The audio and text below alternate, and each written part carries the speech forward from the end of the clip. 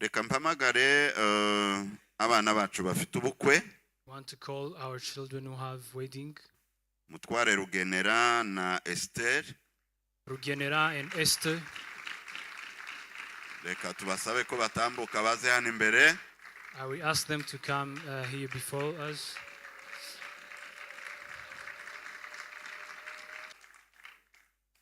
Reka nsabe Mugisha Hadasa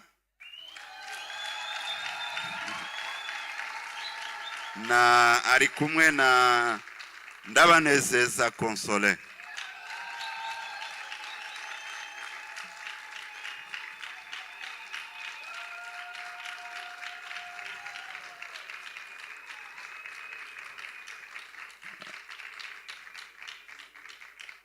Imana ishimwe cyane.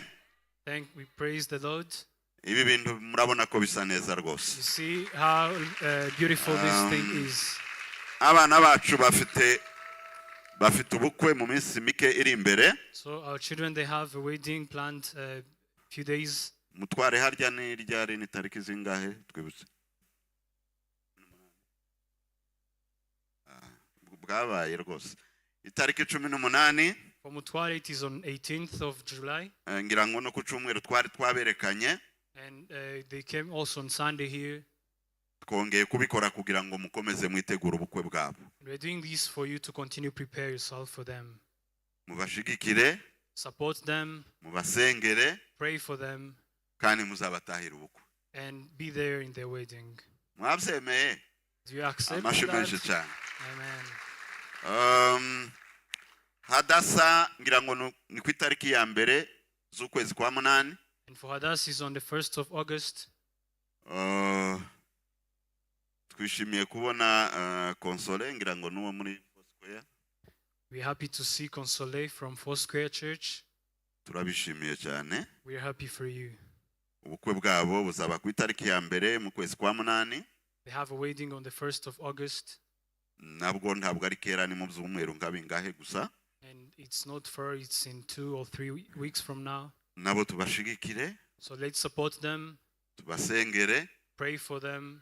Kandi ndizera ko muzataha ubukwe bwabo ku bwinshi. And I know you will attend their wedding as well. Imana ibagirire neza cyane. May the Lord do good to you. Murakoze cyane, turakomeza kubashigikira no kubasengera. We continue to support you and pray for you. Turizera ko bizagenda neza. And we believe it will be well. Turashima Imana kuri gahunda zitandukanye zaranze iki cyumweru. We thank the Lord for different programs that happened this week. Gahunda za Amazone, amateraniro.